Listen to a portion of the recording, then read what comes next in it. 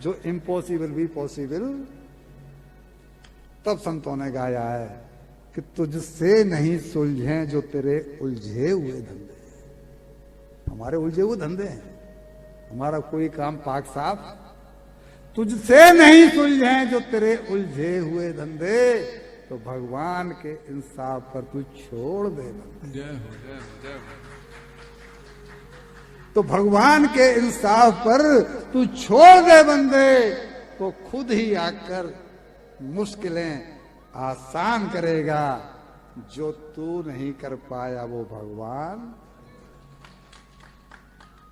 जैसे ही डोर लगी तो अपने अपने भवनों में, अपनी अपनी कुटियाओं में, अपने अपने आश्रमों में जो संत महर्षि साधु मुनीषी जो बैठे थे, उन सबको आभास हुआ कि राजा परीक्षित वहां पर आकर के गंगा किनारे बैठा हुआ है। अब हमारा प्रश्न एक आपसे ये कि उनको आवाज कैसे हो गया। ये बिल्कुल जैसे कि व्हाट्सएप ग्रुप का जो सिस्टम है ना, बिल्कुल ये वैसा ही है। व्हाट्सएप ग्रुप में आप फॉरवर्डिंग ग्रुप बनाते हैं, फोरकास्ट क्या कहते हैं उसे, फोरकास्ट कहते हैं ना, ब्रॉडकास्ट। तो ब्रॉडकास्ट ग्रुप जो बनाते हैं, तो जैसे ही नए मेंबर को जोड़ते हैं तो उसके पास आपके सारे के सारे मैसेज पहुंचना शुरू हो जाते हैं कि नहीं हो जाते। तो जिन जिन भक्तों का, जिन जिन संतों का, जिन जिन मनीषियों का चित्त गंगा मैया से जुड़ा हुआ था, भगवान से जुड़ा हुआ था, जैसे ही आरती पुकार उनके चरणों में पहुंची और भगवान ने उनको सुनी, तो सभी को मालूम पड़ गया, सभी के मन में ये प्रेरणा जागृत हुई कि जाओ, जल्दी जाओ, जल्दी पहुंचो। राजा परीक्षित आकर के गंगा किनारे बैठे। ये सात्विकता, एक की बात, एक का गीत, लेकिन सत्संगी का एक सत्संगी का गीत दूसरे का संगीत बन गया है।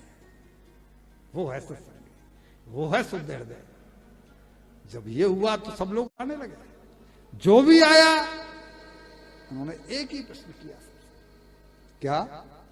सर्वात्मना अम्रियमाणस्य कृतम शुद्धम तत्रामृताभियुक्ता।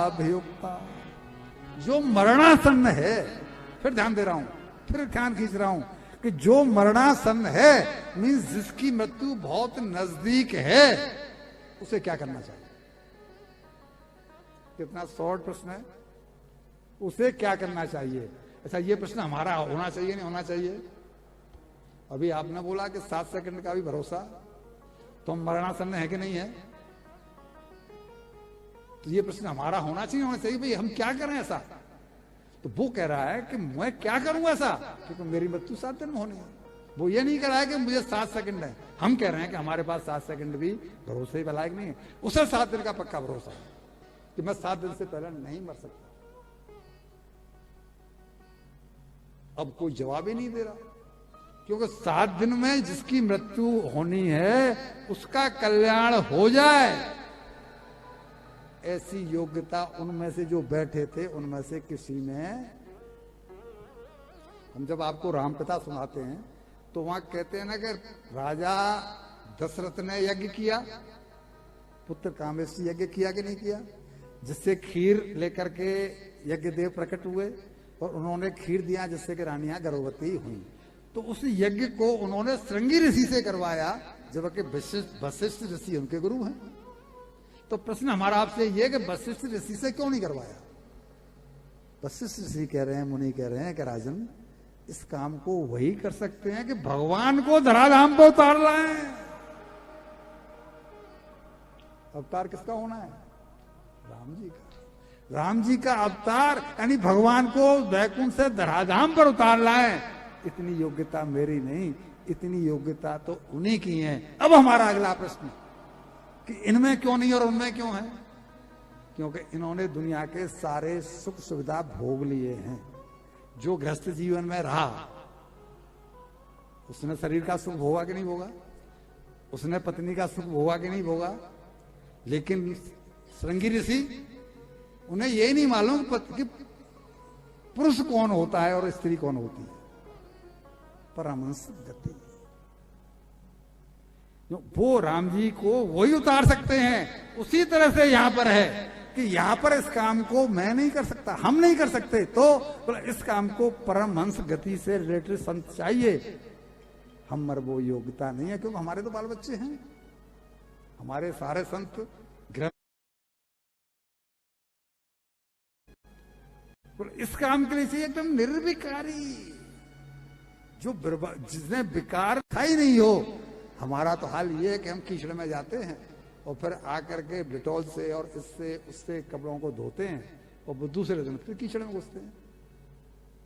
जो कभी कीचड़ की तरफ जिसका मन ही नहीं गया हो, वो चाहिए। भैया जी, हमारी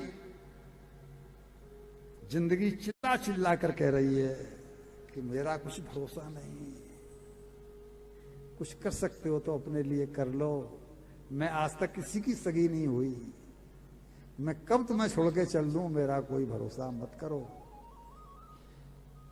हम न सुने बात तो अलग है।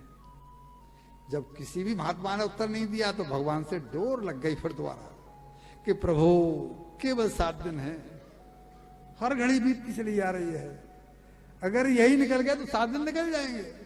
इतने बड़े बड़े, इसमें पाराशर ऋषि भी हैं, इनमें इनके पिताजी भी हैं सुखदेव जी के, वेद व्यास जी वहां पर हैं।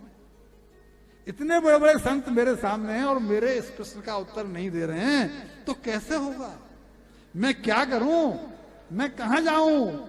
कुछ तो ऐसा करो जो मेरा कल्याण हो जाए।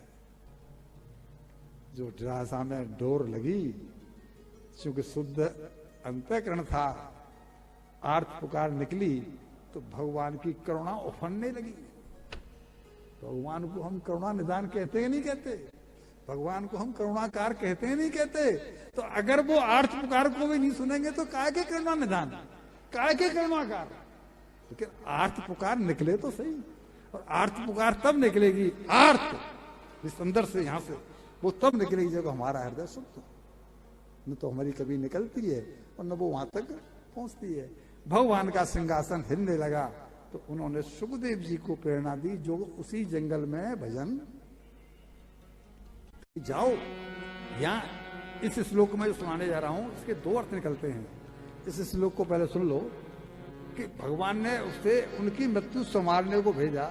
तत्रा भगवत भगवान व्यास पुत्रो, फिर सुनो से, तत्रा भगवत भगवान व्यास पुत्रो अध्यक्ष यागा मठ मनो नपेक्षा अलक्ष लिंगो निज लाभ तुष्टो बतस्य बालैरवधूत वेश। एक शब्द आया भगवान व्यास पुत्र, यानी भगवान स्वयं ही व्यास पुत्र का रूप लेकर के वहां पर। और यहां ये भी निकलता है कि भगवान व्यास के जो पुत्र हैं सुखदेव जी, वो रूप लेकर वो वहां पर प्रेरणा पा करके वहां पर।